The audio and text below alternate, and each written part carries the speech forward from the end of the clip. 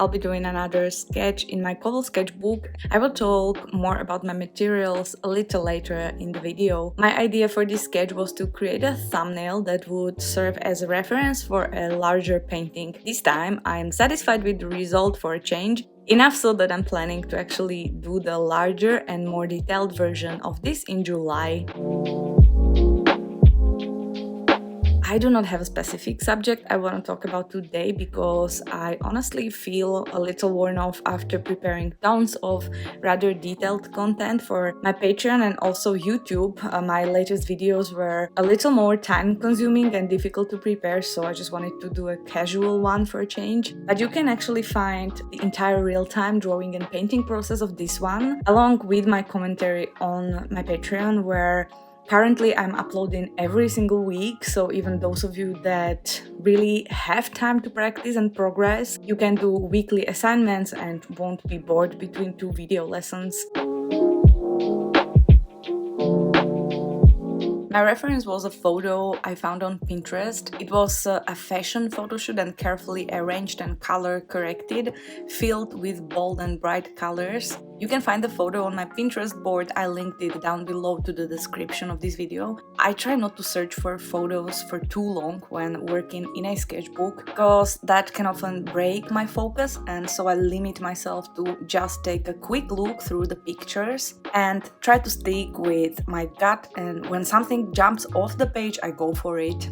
I find this the best approach because of two things. First, time is so precious and I have only 3 hours per day to paint and film, and if I want to get things done, I need to get down to it. And if your painting sessions take way too long, keeping you from other duties, you might stop practicing, so that's not good. And second, overthinking when it comes to artwork is rarely a good thing. Your first impression is often the truest to what you find interesting, but when you start thinking about it and nitpicking about details, then at least for me, I just corner myself into searching for the soulmate reference for hours and not finding any in the end. What usually strikes me the most about the photo on first sight is what I want my painting to be about, and those details that I don't like as much, they don't even make it to the painting. For example, here I didn't care much about the fabric on the head or specific flowers that she has. I liked the face expression and I love the braids. Coloring on my sketch is also a little different than on the reference, and I find the stylized background to be a great opportunity to play around with watercolor textures and effects. I don't know if this is just me or there's anyone else who gets trapped when finding references for your artwork. Let me know in the comments. I would love to know your opinion about that and your experiences.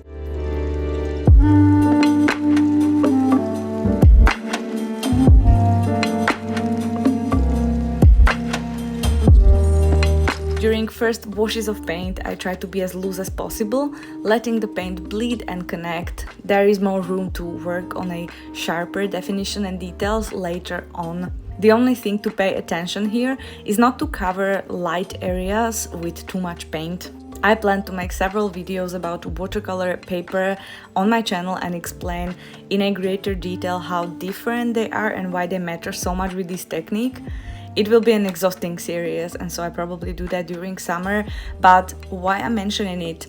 In my opinion, when you are a beginner, papers that allow for lifting some of the paint can help you tremendously to surpass the time when you still don't feel like you have control over your washes, because you can lift some of the paint even when you cover up the highlights. And this can take off pressure that many beginners feel when starting with watercolor painting. Imagine learning a new thing, but first rule of this new craft is that mistakes are unforgivable, and once you put paint to the paper, there is no turning back.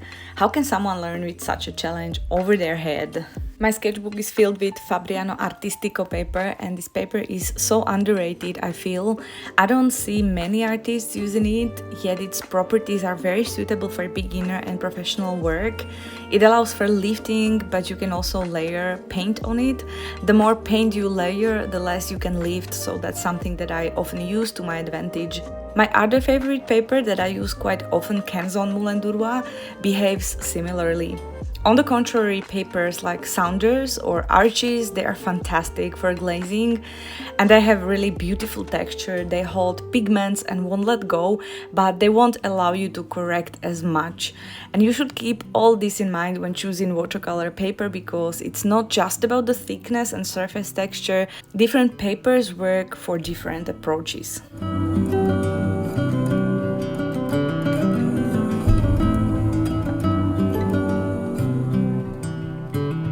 Of course, that my super loose layers covered up all the graphite and I had to sketch the background again, but it allowed me to involve the pencil marks a little more with the painting, and I liked what the effect looks like, the combination of drawing and painting.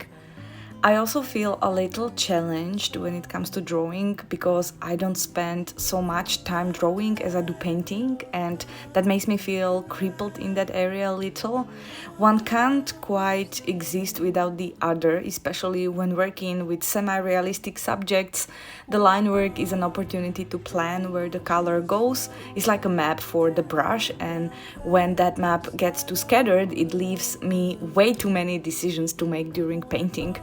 And if you ever worked with watercolor, then you know how quickly you need to act sometimes. You have a window of time while the wash is wet to do changes, and if you think for too long, you get unwanted splatters and patchiness as a result.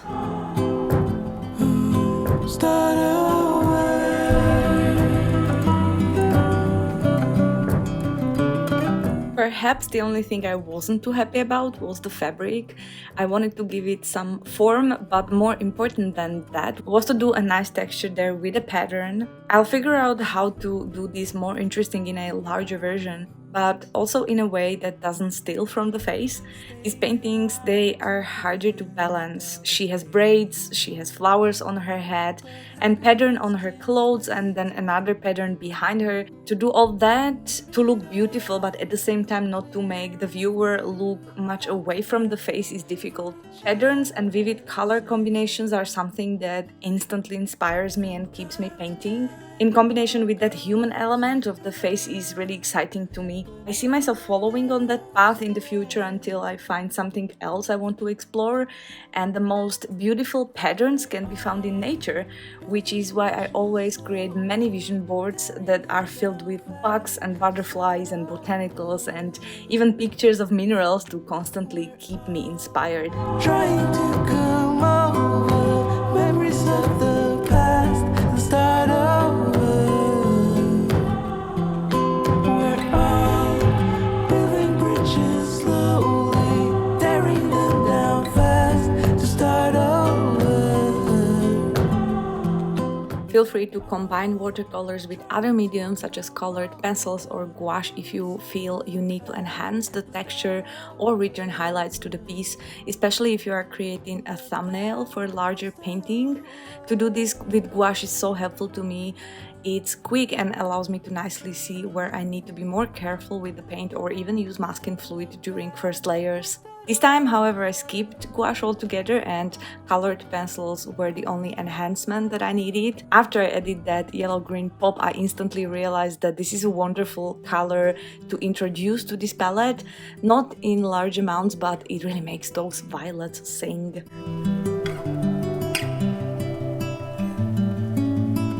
Guys, thanks so much for watching my little video. Every comment from you cheers me in my busy day and keeps me creating. Special thanks if you are my patron and help me run these things smoothly. Have a great day and I'll see you Sunday. Bye! You're screaming just to say you're sorry when it don't turn out the way you planned. It was more than a feeling from the floor to the ceiling.